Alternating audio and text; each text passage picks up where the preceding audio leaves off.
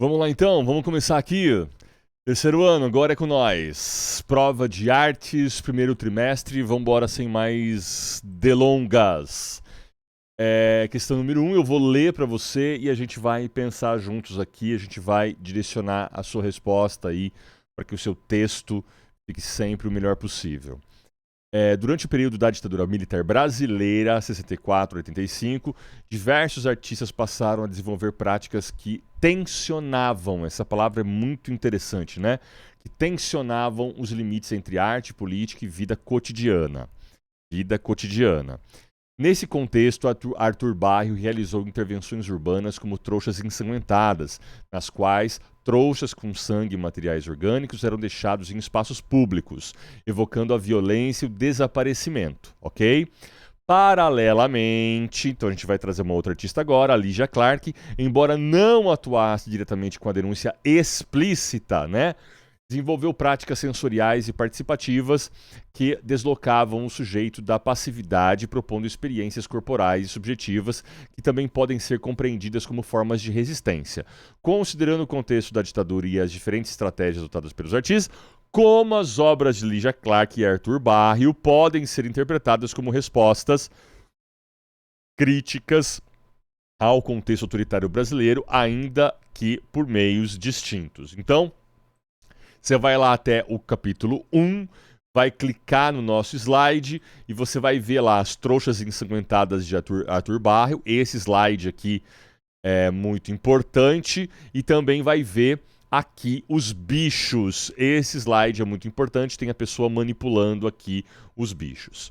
Beleza? Então vamos se ater à questão agora. O enunciado dela traz muita informação importante para você entender a questão. Mas, em primeiro lugar, é muito importante você sacar que no momento, né, em que a ditadura militar está operando, né, a gente tem no Brasil uma cassação, né, uma limitação, uma opressão de qualquer liberdade de expressão, seja jurídica, seja civil, seja institucional, seja política, ok? E seja também de imprensa, importante dizer, né? Então, a gente costuma ver notícias, por exemplo, que falam que a imprensa não noticiava as coisas que ela ia apurando, não podia noticiar, havia censura. Os artistas, museus, instituições também não podiam operar no seu sentido normal, ou seja, criar uma peça de teatro, uma música, né? A censura sempre estava lá tirando palavras ou até tirando a peça ou a música ou o filme do ar. Beleza? Os políticos, evidentemente, né? O poder judiciário, evidentemente. E no âmbito da esfera civil, as pessoas também não podiam se reunir em grupos de 2 ou 3 pessoas. Essa informação precisa ser confirmada só se são 2 ou 3, mas acho que é bem esse esquema aí. Se reuniu em mais de 3 pessoas, a polícia podia abordar, fazer uma abordagem para separar essas 4 pessoas, essas 5 pessoas. Você não podia publicamente se reunir, você podia fazer isso em casa, ok? Nesse âmbito, a gente vai compreender que a obra do... Vou deixar nesse slide aqui, acho que esse slide é importante.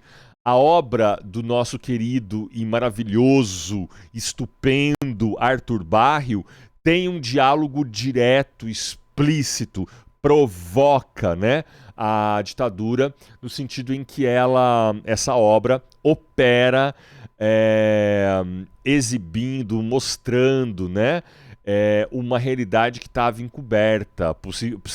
Essas trouxas elas exibiam, né? Elas significavam, elas simbolizavam possíveis corpos, né? Porque a tortura, a agressão, né? A morte, ela estava era sempre uma ferramenta da ditadura, principalmente a partir de 67, né? Então, aqui você vê ele espalhando as trouxas por Minas Gerais, BH, beleza? E aí a população descobre que liga para a imprensa, ou a imprensa chega antes, né? E aí há uma compreensão, né, do que está acontecendo, a polícia é acionada, muitas vezes o exército chegava, como a gente está vendo aqui, ó, em algumas fotos, principalmente nessa foto de baixo, né? E aí isso repercutia a ponto de quebrar esse silêncio, né? Opa, mas o que será isso, né? O que serão essas trouxas, corpos que fediam, tinham sangue, né? Enfim, essa prática do Arthur Barrio vai levantar essa dúvida, né? Vai trazer essa dúvida à imprensa, às pessoas de forma geral, beleza? É importante explicar a obra? É óbvio que é importante. Pro Kleiner é importante? Mano, a gente tá dialogando diretamente com o vestibular, né? A gente tá num período em que pessoas que estavam na ditadura ou que fazem apologia à ditadura estão aqui hoje na política do nosso país. Então essa é uma questão muito importante e que nos encaminha para um vestibular que possivelmente vai ter uma questão ali que vai, enfim, vai passar, né, por alguns desses limites. Quando a gente fala da nossa querida Lígia Clark, a gente não fala diretamente e explicitamente numa crítica à ditadura. Você pode ver que o objeto dela é um objeto anterior à ditadura, né? Lá, ó, 59, tá certo? Mas ao mesmo tempo ela está trabalhando com obras que, se estivessem no período da ditadura, e está muito próximo, né? Está muito próximo. Se estivessem no período da ditadura, dialogavam com questões, por exemplo, como a passividade do espectador, da população civil e a participação dela, né? Então, o que se está querendo aqui na obra é que o público que, na arte, num contexto geral, até inclusive da arte moderna, né, que começa lá em 1870, 1860, né, ainda embora a obra de arte esteja provocando as pessoas, né, ainda é um público muito passivo, ainda é um público que ainda simplesmente observa a obra, né? Não há uma transgressão ali. Colocar a mão numa obra vai ser algo impensável no museu, não é apropriado, inclusive. Não faça isso, porque, né, a sua gordura do dedo vai impregnar ali, enfim. Aqui, pelo contrário, né, a atitude do espectador é bem-vinda, né? Ela deixa essa esfera, né, esse lugar de passividade para ocupar um lugar imediatamente oposto, né? Um lugar de participação, do público em operar a obra. Veja esse videozinho aqui, eu não vou colocar para você ver, porque pode tirar o vídeo do ar, mas aqui a gente mostra uma pessoa operando a obra, mexendo na obra mesmo, né? Você consegue ver aqui, por exemplo, ó, que a obra tem esses engatezinhos que são os mesmos que a gente tem em portas, né? São dobradiças, né? Que elas agem em 360 graus, enfim, você podia operar esse objeto, mudar de posição as paletas, né? As partes desses objetos. Esse objeto está dentro do universo do neoconcretismo carioca, que é uma derivação do concretismo paulista. A gente não conseguiu ver isso em sala de aula ainda, mas teremos tempo para ver isso no segundo ou no terceiro, que é justamente um momento em que a poesia e as artes visuais vão se dar a mão, né? Vão se juntar. Beleza? Acho que eu falei bastante coisa aí já e tá legal 10 minutinhos para a resposta. É isso aí, vamos para a próxima agora. Vamos lá então, próxima questão, questão número 2. Texto 1 e texto 2, todas essas questões, das 4 questões nossas aqui, estão baseadas na segunda fase da Unicamp, que é uma fase dissertativa, muitas vezes com texto 1, texto 2 mesmo, pergunta e, aliás, nas perguntas você tem muitas vezes A e B, né? A e B, pergunta A e pergunta B, 2 perguntas para você responder. Aqui eu não quis fazer isso com vocês. Beleza? Texto 1, então, ó. A arte rupestre, então, homem primitivo, presente em diversas regiões do mundo, constitui um dos mais antigos registros da ação humana sobre o meio. No Brasil, destaca-se a região da Serra da Capivara, onde foram encontrados vestígios de pintura, fogueiras e instrumentos líticos, pedras, né? Que sugerem uma ocupação humana muito anterior às teorias tradicionais, a teoria americana. Texto 2. A arqueóloga Nied Guidon defende que a presença humana na América pode remontar a mais de 30 mil anos, questionando o modelo clássico de migração pelo Estreito de Bering e propondo rotas alternativas, possivelmente por via marítima a partir da África. Aí vem a pergunta agora, ó. Explique de que maneira os registros de arte rupestre podem ser utilizados como evidências para sustentar a tese de Nied Guidon sobre a antiguidade da ocupação humana na América, considerando seus limites como fonte arqueológica e a glaciação do período. Então, explique, veja bem a questão, explique de que maneira esses registros de arte rupestre podem ser utilizados como evidência, né?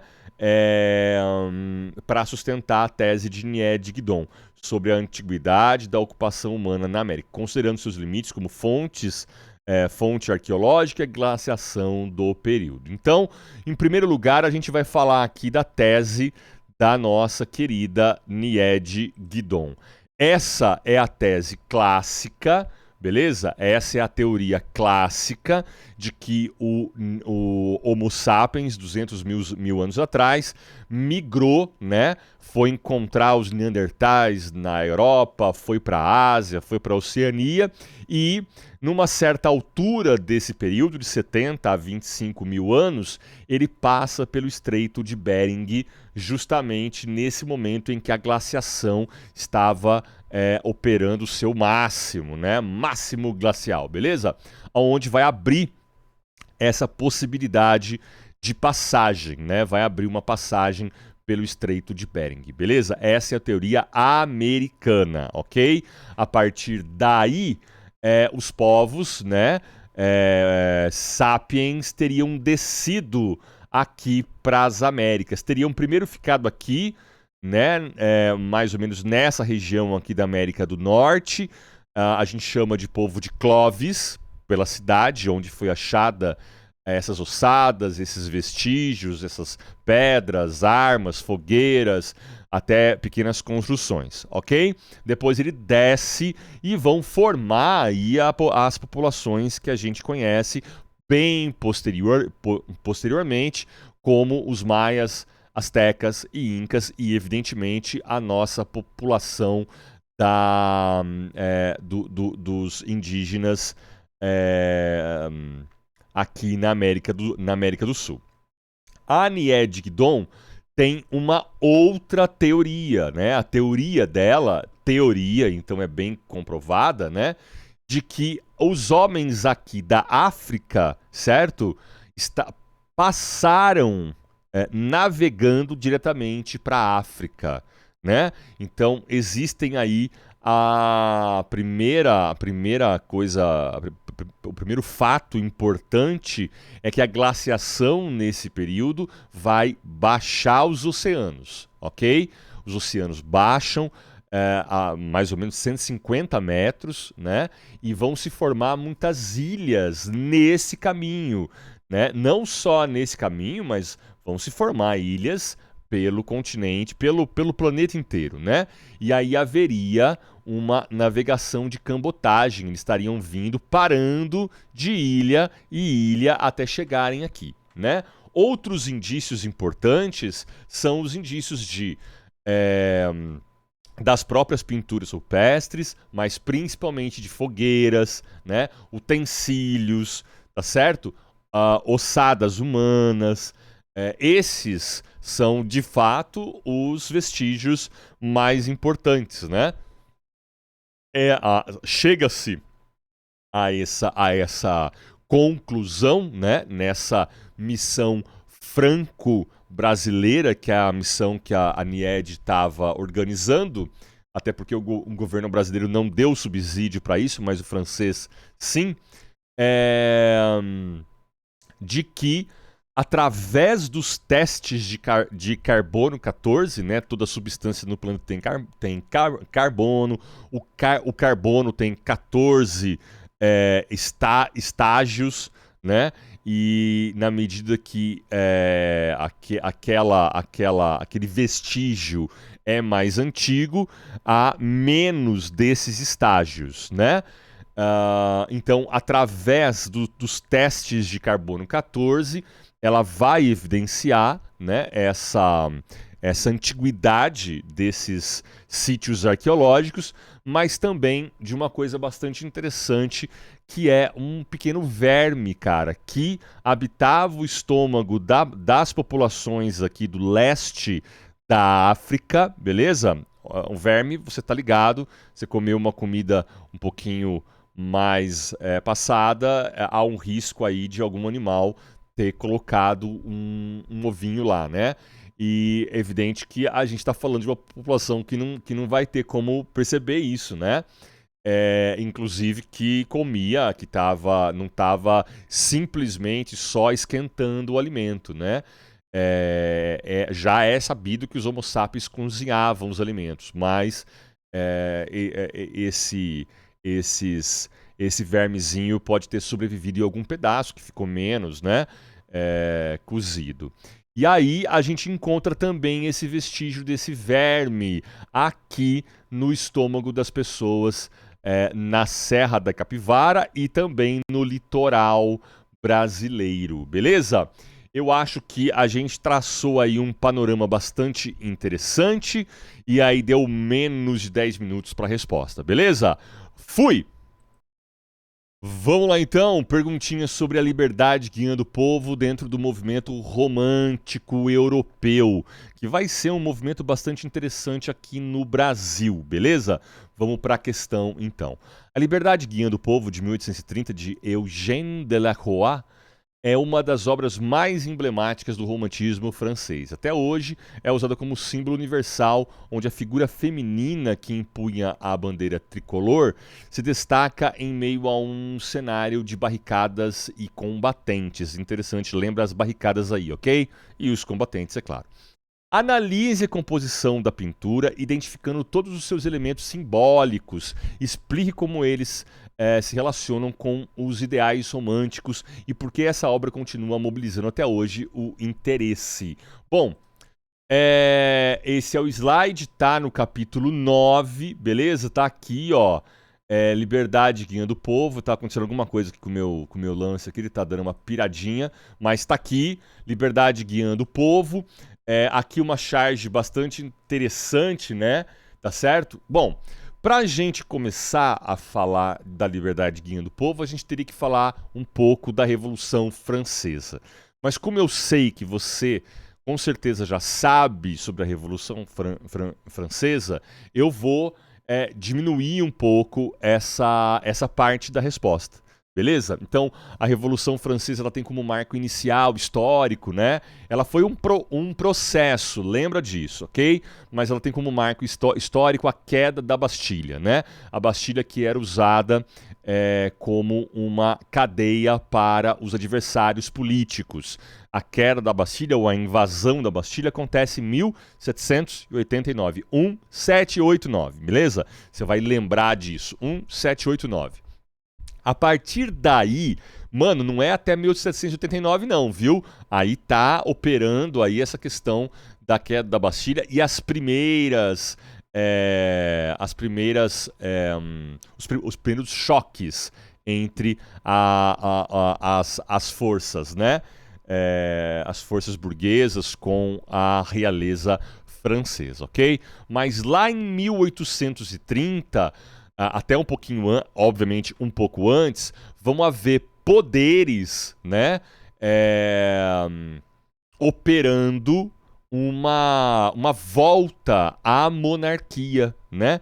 Então, a todo momento, né, a revolução, num primeiro momento, ela é muito drástica, né? Ela vai levar um medo para a Europa muito grande, tá certo? Ela vai, inclusive, influenciar outras revoluções e ser influenciada, inclusive, pela Guerra Civil Americana, né? Ela vai decapitar reis, ela vai matar pessoas da corte imperial. Vai ser uma revolução, de fato, que vai ser, assim, dramática, né? E vai deixar, né, a França operando dentro de um regime semidemocrático ali, né? Um regime parlamentar. Desculpem, historiadores, se eu não estou usando as palavras corretas, mas eu estou dizendo sobre os gerondinos, né? E os jacobinos, certo? Que estavam disputando esse poder nesse momento histórico, tá certo? E que nada mais representavam do que a alta burguesia e a baixa burguesia, né? Então não é uma revolução do proletariado como houve, por exemplo, em outras regiões do mundo, ok? Aqui, ó, deixa eu tirar um pouquinho desse esquema aqui. Aqui há vários quadros que você pode entender um pouquinho, né? Olha só, 25 de fevereiro de 1848, Afonso de Lamartine, membro do governo provisório, olha só, esse parlamento que eu falei, da recém-proclamada Segunda República Francesa, protagonizou um momento icônico em frente ao Hotel Ville, a Prefeitura de Paris, ao rejeitar a substituição da bandeira tricolor pela bandeira vermelha, beleza? Aqui a gente tem uma coisa bastante legal, que é a tradição da bandeira, né? Cujo vermelho vai representar a força da baixa burguesia e do proletariado nas ruas, o azul da burguesia e o branco da realeza. Esses três poderes vão se encontrar na bandeira nesse momento histórico. Fazia-se força, né, para se escolher aí uma bandeira, ok? E aqui a gente tem ele rejeitando a bandeira vermelha, beleza? Mas aqui está a nossa obra, né? Aqui está a nossa obra. Ela é do romantismo, né? Ela está dentro da lógica do romantismo, então ela é mais simbólica. Porém, há muitos registros de que Eugène Delacroix estava em Paris nesse momento. E que momento é esse? Agora entra algo importante, né? A tela, olha só, a data dela é de 1830. 1830, tá certo? Que foi justamente o momento dos 3 dias gloriosos. Carlos X, né? Monarca, tentando voltar ao poder por meio de algumas tramóias, né? Tentando fazer com que esse congresso, esse parlamento provisório aí, passasse algumas leis pró-monarquia, recebe uma dura investida da população, inclusive do exército, que se junta à população, né? Só sobra para ele o exército real dele, beleza? Então, Paris vira um palco de uma guerra com trincheiras, com barreiras, né? Com a população sendo apoiada pelo exército francês, e aí isso dá um gás muito grande para as pessoas, né? Há uma força vital nas pessoas aí que vai impulsionar uma gama de pessoas bastante grande para o conflito em si. Eu trago para você, inclusive, um estudo do próprio Eugène Delacroix, né? Em sala de aula eu aprofundo muito mais. Eu trago para você a estrutura principal do quadro, né? Sempre que a gente vê uma estrutura com formas geométricas operando a imagem, a gente tem que lembrar sempre do Renascimento, desses momentos históricos onde essas estruturas eram importantes, né? Aqui a gente vê, só para não deixar de falar dela, o Rapto das Sabinas, do Jacques-Louis David, pintor de Napoleão, tá certo? Todos os quadros que você vê de Napoleão em cima do cavalo marrom, em cima do cavalo branco, a Napoleão com a mão na barriga, enfim, é de Jacques-Louis David, que era o pintor de Napoleão. Aqui ele faz uma ode, né? Ele pinta um quadro falando do surgimento de Roma, o momento em que Roma é atacada pelas outras 6 tribos que habitavam ali a península da Itália. Só que aqui ele faz uma construção toda pro francês se sentir realmente, de fato, dentro das barricadas, dentro da força revolucionária, colocando a Bastilha no fundo. Dá para analisar esse quadro é muito legal de se analisar. Beleza? Bom, primeiro elemento importante, e o mais importante para ser analisado aqui, é essa mulher, né? Que está aqui sendo relacionada com uma mulher simbólica, certo? Essa força, né, simbólica que, de submissa, passa a ser uma força revolucionária, né? Tudo bem? Essa mulher que em alguns momentos era retratada sem nudez e outros momentos retratadas com nudez, justamente dentro desse aspecto de enfrentamento, de subversão às regras estabelecidas. E aqui há um ideal de beleza, né? O ideal da Vênus, tá certo? Colocado em xeque, né? Ele, para a época, tá certo? Hoje talvez a gente não entenda o porquê os seios de fora, mas esse elemento subversivo não é o único. Nem o pelinho na axila, ok? Mas sim a sujeira dela. Se você reparar legal, você vai ver e assim, todos os textos vão mostrar pra gente que ela está suja, né? Ela está suja. E esse ideal de beleza, né? Que, de certo modo, traria uma ideia romântica de apaziguadora, do amor romântico e tal. Aqui não, né? É colocado como uma mulher suja, uma mulher que enfrenta as consequências, enfrenta as batalhas, com uma mão, a mão direita, levando essa bandeira tricolor, como eu já falei, burguesia, alta burguesia, baixa burguesia e proletariado, né? E a realeza com uma cor branca, né? Mas na outra mão ela leva um mosquete, essa arma com essa espécie de faca, espada na ponta, né? Essa pontinha dela era justamente para enquanto não se carregava o mosquete, você podia acertar algumas pessoas e deixar as pessoas mais sem poder guerrear, né? Enfim, acho que vocês entenderam aí a questão. Aqui a gente tem também sendo simbolizados, né, a burguesia, a alta burguesia, essa cartola e esse colete, né?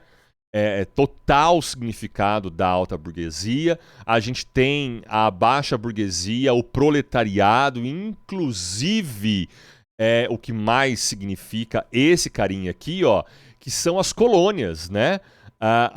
Os imigrantes franceses, né, que eram colônias da França, que estavam lá na França e aproveitam esse momento para então desempenhar um papel pró-revolução, né? A gente tem nesses bonezinhos aqui, ó, atrás também algumas cartolas e tal, a gente tem os próprios universitários aqui sendo representados por esse carinha aqui. Os próprios universitários das academias, ok?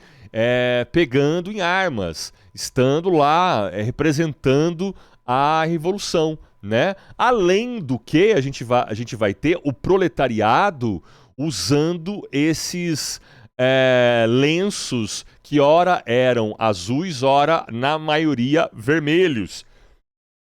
Aqui, desculpa, ele junta as duas cores, né? Ele coloca uma camisa azul, né? Uma jaquetinha azul ali, por baixo, talvez um cinto, talvez um tecido, enfim, vermelho, e esse lenço mais esbotado ainda, né? Tá certo? Que tá ligando a revolução ao povo, né? Essa mulher que dá passagem, né, a outra mulher que chama, que provoca as pessoas para pular a barricada, para seguir em frente. E aí, evidentemente, hábitos muito comuns em guerra, como tirar a roupa dos mortos, tirar as botas dos mortos para seguir em frente, né? Aqui a gente tem um militar da coroa que foi morto e que tem aí um par das suas botas sendo retiradas. Mas tem um elemento em dois, pelo menos, né? Dois, pelo menos, elementos bastante importantes aqui, né? Ao fundo, a Notre-Dame, certo? A Dama Nobre de Paris, a igreja, né? Tá aqui ao fundo. E um detalhe bastante importante, ó. Não se trata de universitários, se trata de uma criança, né?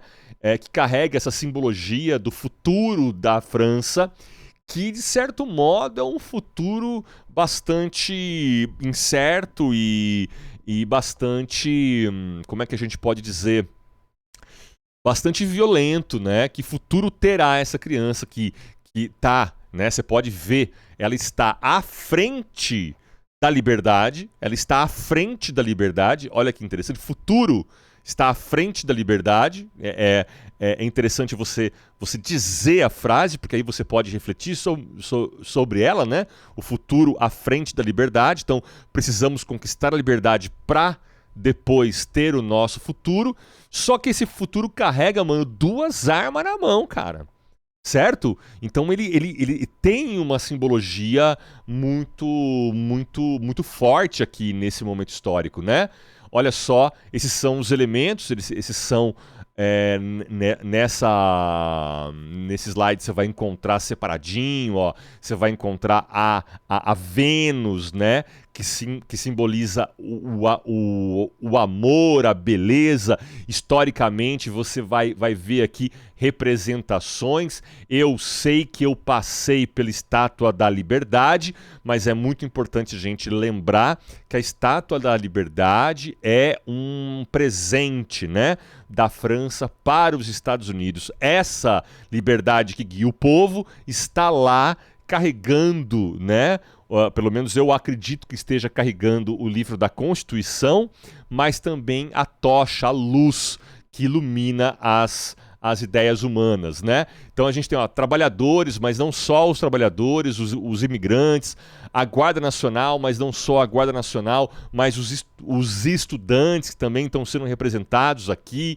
A gente tem a burguesia, a grande musa do próprio Delacroix, que é Marianne, a criança, tá certo? Existem, enfim, várias simbologias aqui. Porém, o texto nos pede para que a gente nos aproxime dos tempos atuais. E nada mais atual do que esta imagem, né? Que, embora não seja uma mulher, é uma imagem muito interessante de você pensar.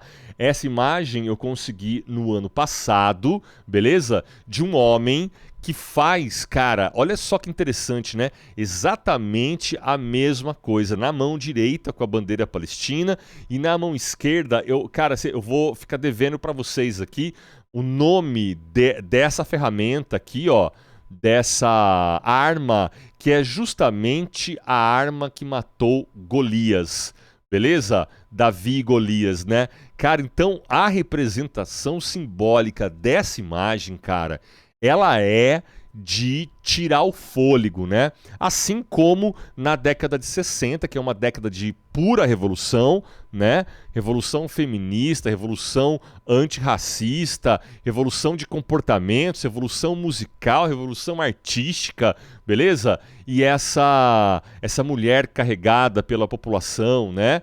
Dá uma olhada nas imagens produzidas. Isso é bastante interessante você trabalhar isso numa resposta, mas para isso tem que ter feito uma pesquisa antes ou tem que ter assistido essa aula aqui, né? Tem que estar na sua memória aí essas liberdades que estão guiando o povo. Olha só como o grafite e a arte dialogam muito com momentos históricos que são momentos históricos importantíssimos, né? Olha que interessante, né? Essa imagem aqui é uma releitura, uma reconstrução daquele personagem que é a criança, né? Olha só que interessante essas releituras, né? Cada época vai trazer pra gente uma releitura dessa mulher e vai trazer um significado que muitas vezes está ligado à luta contra o machismo, que hoje assola a população brasileira e mundial, mas falando de Brasil, 4 mulheres morrem todos os dias por serem mulheres, por não quererem estabelecer um relacionamento, ou finalizarem um relacionamento, ou porque tem um homem, né, maluco, cara, tentando ser, né, com a sua masculinidade completamente enganada, né, confusa, certo? Esse homem confuso que não sabe mais para onde ir, né? Então, tá aqui a explicação e eu gastei um pouquinho mais de tempo com ela. Espero que tenha ajudado você a formular aí a sua resposta, beleza? E por fim, agora a última questão que você vai responder, vamos lá a ela direto e vambora. A intenção dos realistas, isso não deu para falar em sala de aula, vamos falar um pouquinho aqui, era mostrar a realidade da sociedade tal qual ela é, sem os exageros nacionalistas do romantismo, tampouco a fantasia neoclássica, né? A fantasia do período neoclássico com a volta dos ideais gregos e romanos. Eles estavam voltados, portanto, para a realidade vivida, aquela que estava ao lado do crescente desenvolvimento da industrialização das sociedades e, consequentemente, da desvalorização do ser humano. Formou-se ao longo do tempo o conceito de realismo social. Vou falar dele um pouco agora. Considerando o contexto atual, então é uma pergunta bem para o presente, né? Traz uma questão de opinião, mas ao mesmo tempo, mano, você não pode falar besteira aqui. Você está vivendo um momento histórico, você tem que saber que momento histórico é esse, quais são as forças que estão sendo articuladas, né? Considerando o contexto atual de produção de imagens nas redes sociais, com inteligência artificial, fotografia digital, que tem muita IA, né? Discuta se a noção de realismo social na arte ainda faz sentido ou se precisa ser repensada. Vamos lá, então? Primeiro, a gente tem que entender. Eu vou abrir aqui o romantismo, vou abrir aqui também o realismo, que agora abriu, beleza? Primeiramente, olha só, o romantismo, eu vou já direto para o romantismo brasileiro falar desta obra fantástica, que é uma obra de Pedro Américo, certo?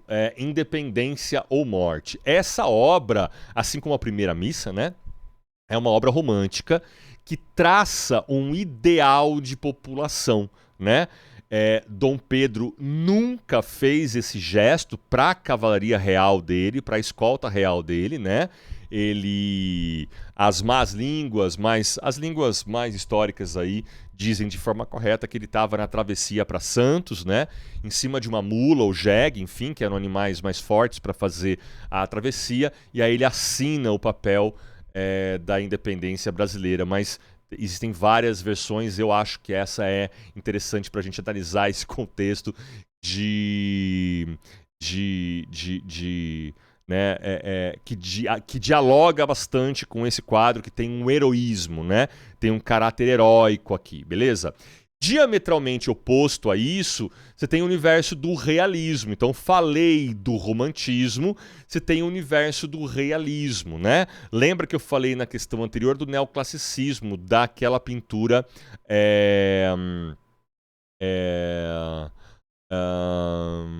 caramboletes, Sabinas. Ai, calma aí, que a gente volta lá. Vamos lá, desculpa aí. O Rapto das Sabinas. Rapto das Sabinas. Abri até errado aqui, ó. Até abri errado. O Rapto das Sabinas. Esse é o neoclassicismo, né? O neoclassicismo é esse movimento que vai se voltar ao Renascimento, que se volta para Grécia e Roma, né? Certo? Esse é o quadro que a gente está falando aqui, ó. Que tem uma total relação. Caramba! Pô, desculpa, hein, gente. Caramba, mas que coisa horrível. Pera aí que eu vou achar já. Esse aqui, ó, esse quadro aqui, né? Que é um quadro que mostra o início de Roma. Quer dizer, os franceses preocupados com Roma, né? Beleza? Aqui, os brasileiros preocupados com o ideal de nação, para onde vai a nossa nação. E aqui, definitivamente, o mundo da arte preocupado com os trabalhadores. Muito importante esse momento histórico, o realismo social, né? A gente chama de realismo francês do século XIX, beleza? Cujos trabalhadores vão ser os temas, né? Coisas cotidianas, por exemplo, como um enterro vai ser o tema. Isso era um momento, era um acontecimento que a pintura renascentista, a pintura barroca, neoclássica, romântica, não ia pintar. E se pintasse, não ia fazer com esse realismo, né? Ou seja, cara, você vê uma caveira aqui, ó, tá certo? Enfim, um cachorro magro, né? Uma criança que não tá nem aí porque o padre vai ler, enfim, né? O realismo vai trazer uma crítica social justamente aos trabalhos que eram trabalhos opressores, né? Esse capitalismo que nesse momento histórico está fazendo as pessoas trabalharem 12, 14, 16 horas por dia, né? A expectativa de vida diminui, tá certo? Tem eu acho que deve estar aqui mesmo, aqui ó, é esse menino trabalhando, né? É uma tela do Colbert, que é uma tela bastante emblemática, né? Quer dizer, o pai, né, que parece avô trabalhando triturando, cortando pedras, e o futuro dele, a gente acabou de falar de futuro agora, o futuro dele justamente trabalhando da mesma forma, né? A panela de comida, a palha no joelho, né? A retirada da identidade, né? O Colbert não mostra o rosto dessas pessoas. Quer dizer, é bastante emblemático esse momento histórico. Bom, situamos você na história, certo? O que a questão pede? A questão pede para você refletir nos dias de hoje, né? Nos dias de hoje. Na minha forma de pensar, e aí entra a minha opinião, né? Eu acho que sim, a gente precisa repensar esse realismo social, né? Se houver, né? Eu acho que a gente tem muitos documentários, muitos fotógrafos, muitos artistas, poetas, jornalistas, né? Que vão denunciar essas questões que acontecem no Brasil, mas é evidente que ela precisa ser repensada, porque tanto as redes sociais como a inteligência artificial, não vou falar nem da fotografia, né? Porque ela está inserida principalmente nos celulares, a inteligência artificial nas fotos, beleza? A gente precisa repensar esse contexto, né? Em primeiro momento, porque de alguns anos para cá, a gente está vendo a volta de retirada de direitos, né? Uma aparente liberdade, que é uma liberdade muito bem-vinda, eu acho, que é uma liberdade do corpo em relação ao Estado, né? Então, eu não quero que o Estado me controle ou me cobre impostos, ok? Se você não quer que o Estado te cobre impostos, você não pode querer também que ele controle a religião ou a não religião que você escolhe, né? Tá certo? Esse controle do Estado é um controle que precisa ser analisado com uma complexidade, né? Porque de um lado você tem uma população muito carente de direitos, né? E de outro lado, você tem uma população que quer retirar ainda mais esses direitos, né? Então, com a volta, eu ando muito de Uber, por exemplo, né? Com a uberização da economia, você cada vez mais tem pessoas que se colocam numa situação de sou o empresário de mim mesmo, né? Mas ao mesmo tempo não tem nada por trás dessa pessoa que a segure se alguma coisa acontecer com ela, né? A precariedade do trabalho é tão grande quanto naquele momento histórico. E talvez maior ainda, porque a gente tem o potencial hoje de alimentar todas as pessoas do planeta Terra, né? A gente tem o potencial de pagar mais, porque a gente vê, por exemplo, reflete aí, cara, a Uber, por exemplo, tendo lucros de bilhões, né? De bilhões, e você não tem para quem recorrer se acontecer alguma coisa, ou com você que está sendo transportado na Uber ou com o motorista, né? Eu não tenho um escritório, né? Eu converso muito. Teoricamente tem, né, mano? Mas na prática não, cara. Na prática não, né?